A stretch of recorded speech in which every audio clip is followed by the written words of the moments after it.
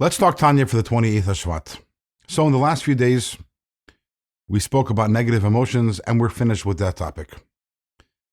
Now that we're finished with negative emotions, theoretically, we're ready to start talking about positive emotions and how to proactively generate positive emotions, but not yet.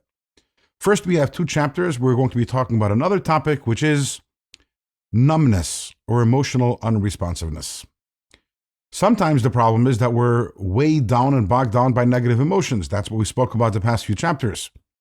But just because you're not sad doesn't necessarily mean that you're happy.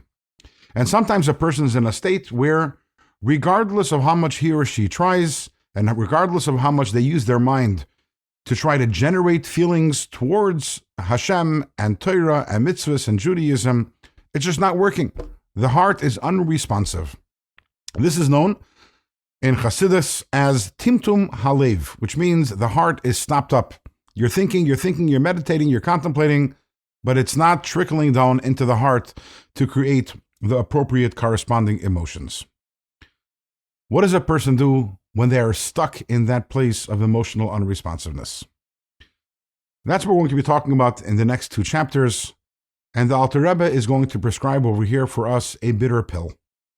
The Alter Rebbe cites the Zohar, and the Zohar says that when you have a log and you're trying to light it on fire and it's not catching on fire, so what do? Well, these days you'd probably throw on some lighter fluid. But what if you don't have lighter fluid?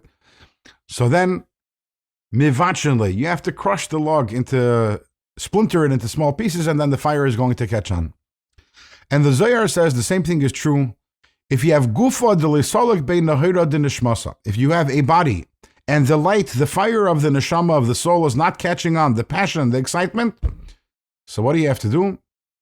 Mivachenle, you have to crush the body. What does that mean, to crush the body? It doesn't mean obviously physically, but it means we need to crush the ego. We need to understand that the reason why the fire, the passion, the love, the excitement of the neshama is not catching on is because the ego is too strong.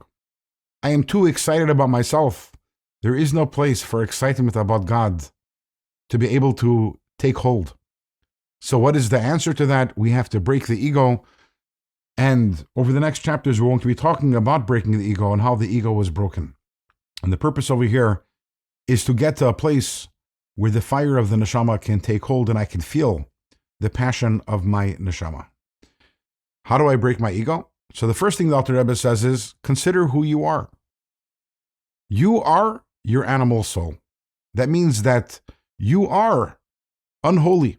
Yes, you have a godly soul, but you want to know what your default existence is? Your default existence is your animal soul. And that itself, the thought, understanding that about ourselves, that in and of itself should be enough to crush us. What does that mean? What does it mean that I am my animal soul? That's something we will be talking about tomorrow, God willing, and we'll shed light on that. But before we conclude this segment, just an idea. This idea of breaking the ego and this bitter pill that Alter Rebbe is prescribing for us over here is an option B. It's not an option A. Option A is that when a person is not feeling excited and passionate, is to do the Chabad method. What is the Chabad method? Chabad is Chachma Bina and Das, intellect, is using the mind to try to get yourself excited. Focus your mind on Torah, on the greatness of God, on mitzvahs, on the beauty of Judaism, on the beauty of everything involved. And usually, with enough effort, that mental work results in appropriate feelings. What if it doesn't work?